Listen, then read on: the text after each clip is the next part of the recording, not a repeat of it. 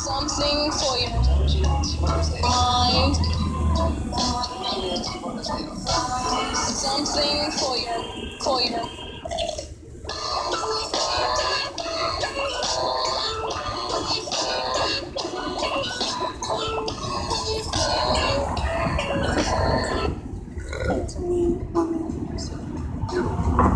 Now, see, you just opened up a whole nother thing.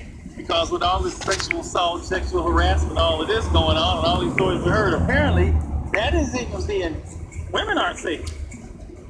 Women aren't sacred. Are they, is that even being taught? And does technology interrupt with that? This is more fascinating side.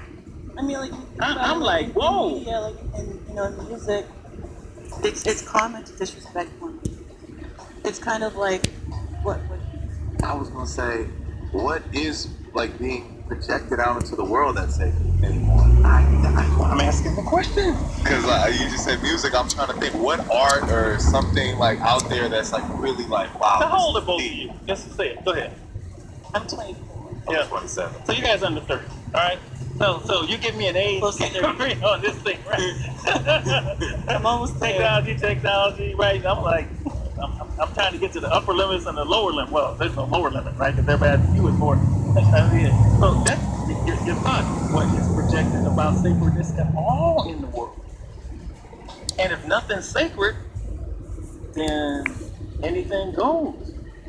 And this, why you tripping over this church thing is then becomes like,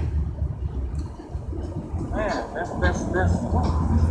So then then for me, what that means, I gotta teach sacredness.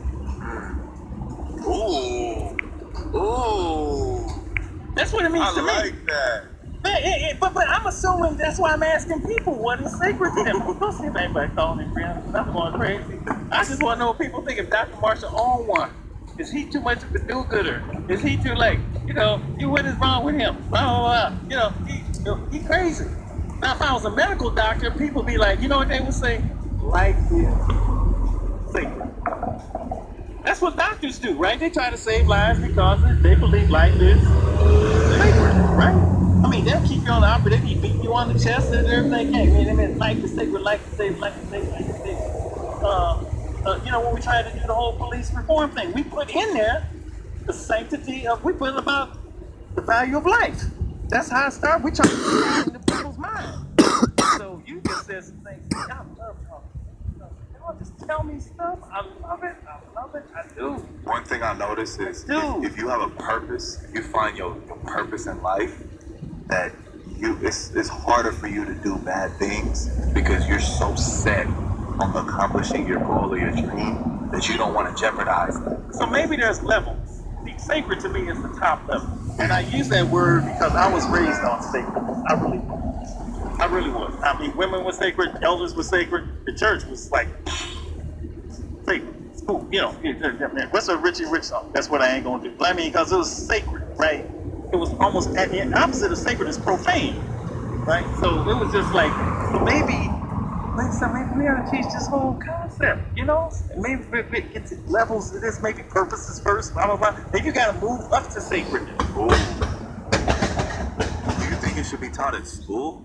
Some kind I think a whole lot of things need to be taught in school. But the number one thing, what's the number one rule at the library, ladies? What's the number one rule? Rule number one, I will say it since you're not ready. There's nothing more valuable than an individual's life. Now that's crazy that we have to teach young people that, and that to me should be basic. And you're right, number one thing up there. There's nothing more valuable than an individual's life. That's where we start. But it's because I heard the kids say, we ain't gonna let it be like, when you gotta go, you gotta go. Life ain't promised to no one. They just didn't see past 25. Right, so I had to say, no, life is valuable. Your life is valuable, and they would take other people's lives if they didn't see their lives as valuable. But you had just thrown some stuff. Read, that was Lord. Now I'm like, ooh, we got to up our curriculum, Lady Estelle. What do you think? I'm you know, you might call with this. Well, you're the see, co-pilot. there is a yeah. Jamal, don't go nowhere. Alonzo, don't go nowhere. We talk about this. Hey, don't go nowhere. This is something that we cover anyway, in terms of what is sacred, and that their lives are sacred. Women. Because once they hear that their lives are sacred, then everything else that we teach supports that and helps them get in touch with the sanctity of who they are. Do you think that are they really missing that? I think that when they hear that their lives are sacred, it's new information. And so, especially to hear it that way, because it makes them begin to think that there is something valuable and special with me and wonderful about me. Yeah. Really? Yeah. Like, yes, your life is sacred. Your stories are sacred. Your experiences are sacred. So we don't laugh. We don't make fun. We handle, you know what I mean? So, so everything else around that supports that. And back to the church thing, I think what the church family is saying, you're sacred. You know, you're sacred. This place is sacred. What we do here is sacred. And sacred is a special word. It's not. That's why I keep going back to that word. When you we put other words in there, and it might be the level thing. It really, really might be the level thing. I just want to make one point. Yes, ma'am. About like with our lives being sacred. I think it goes back to saying, like, treat your life like it's your last. You know, we're very blessed to have one life, and to be selfish, and just work hard and do what you need to do to keep your life, complete. I like when you threw women in. What's sacred to you? Women. And it's funny, we have a almost mom here. I know what's sacred to you. I already know what's sacred to you. I don't even have to say that. I can just look at you. Evelyn. We got to go to break. All right, look. I think we have stirred the pot enough.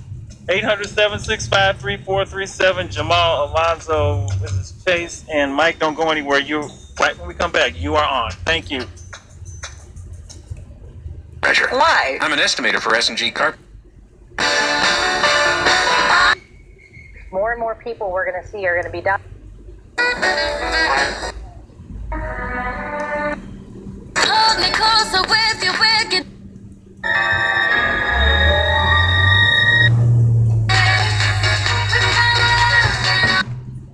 Conversion on third downs was good for Cook.